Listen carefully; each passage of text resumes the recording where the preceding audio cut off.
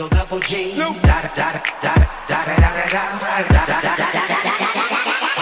dog by the mall, yeah, I'm burning it up. DPGC.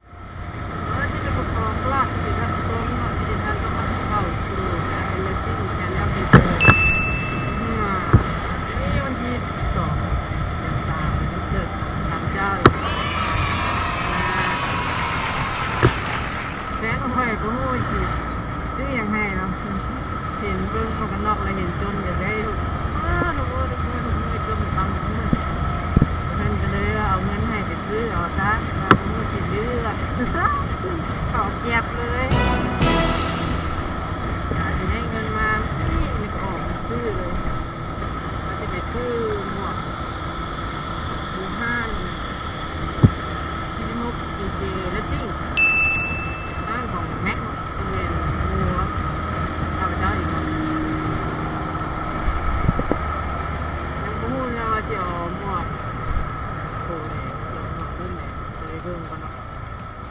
กับราคาเท่าไหร่เป็นมูซะเรื่องงบประมาณ400,000ให้ซึ่งอันดับเนาะ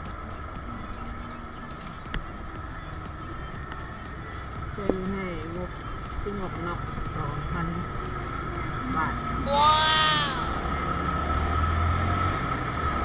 ซื้อรุ่นไหนร้อยเป็นมัน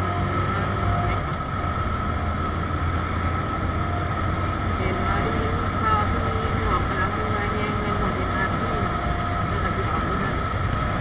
น้องไปดูกันว่ายังไม่เหลือลายเลยคือยังเล่นไม่ล่ะเนี่ยเป็นมาที่ลายตัวโมโปรเจกต์เป็นยิ่งตัวจับได้เดี๋ยวจะให้ตัวที่เพราะว่าเราได้แต่ห้านแม็กส่วนแล้ว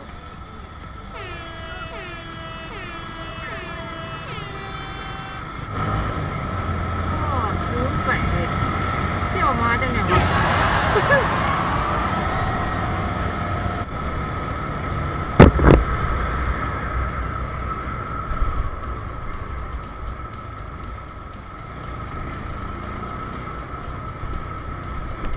ทันอยู่แม็กน่าจะปิด7 โมงที่บอกโอเค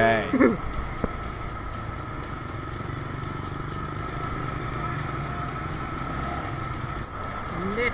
ฮอดแล้วเรียกตัวไปนี่กันแน่ละอีกพวกพีเจนะสิชอบ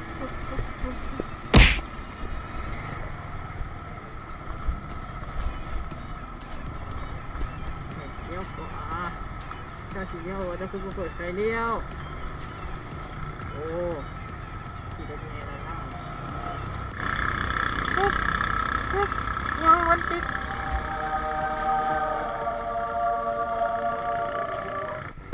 เบิ้งหมวกนะแม็ก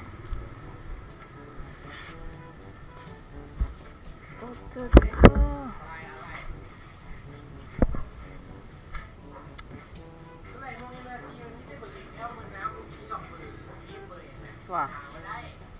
ยัง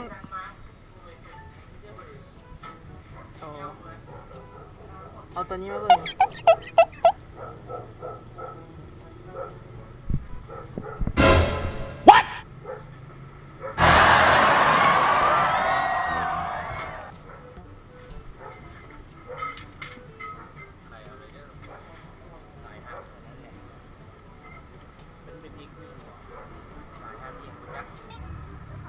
มาประทานหาที่มาจะไปเพิ่งยุ่งด่วนนะ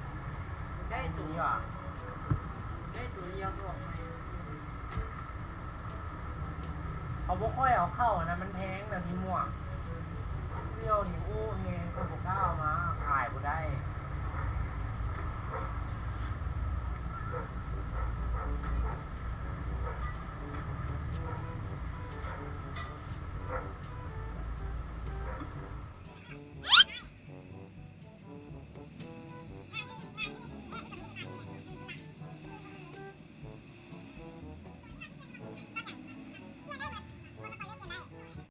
A few moments later.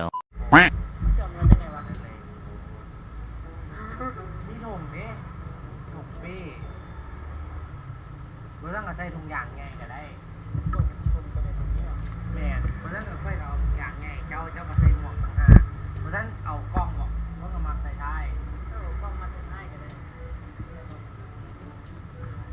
ร้อยว้าว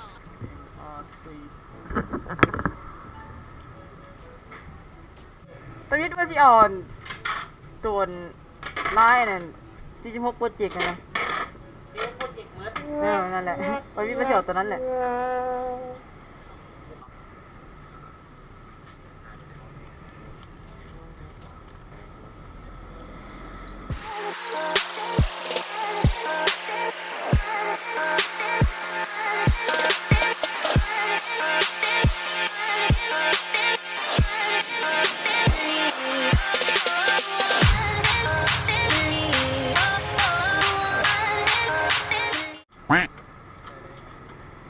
กลับก็ได้แม็ก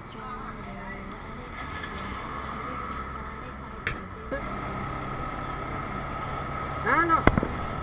หนูหาก็ได้ซื้อมาแล้วเนาะสุดท้ายก็จบเป็นมาที่ลายอย่างวะโอ้โหเดี๋ยวขึ้นรูปไว้ลายนั่นแหละตามพูดนั่นแหละ Okay. หมวกราคาปกติแมน480เนาะทางแม็กขายหน้าห้านเนาะแต่เฮาฮู้จักแม็กเป็นอันการพิเศษเนาะเลยได้ครับราคาพิเศษไปเนาะแต่ราคานี้เขาจะบ่ขอเปิดเผยเนาะถ้าผู้ใดสนใจหมวก MRC เนาะลายเท่ๆทรงงามๆอย่างนี้เนาะเขาจะทิมลิงก์เพจของห้างของแม็กลงไว้ในใต้คลิปให้เนาะผู้ใดสนใจก็กดเข้าไปลิงก์แล้วก็สามารถเข้าไปเบิ่งหรือเข้าไปเบิ่งอยู่ที่ห้างแม็กได้เลยเนาะมีแต่งามๆเนาะไปเลือกได้เลยเนาะ What the fuck เอาล่ะส่วนวิดีโออันบ็อกซิ่งเนี่ยจะไม่ถ่ายคลิปแต่บางเทื่อก็จะแยกคลิปต่างหากเนาะตัวนี้ใจให้เนาะแต่ไหนมันนี่จะ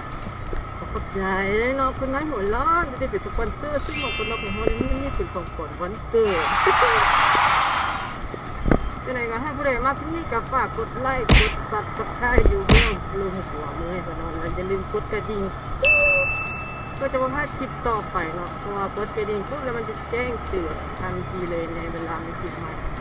คลิปช่วงนี้อาจจะบางเดือนลงอาทิตย์ละคลิปเนาะอาทิตย์ละคลิป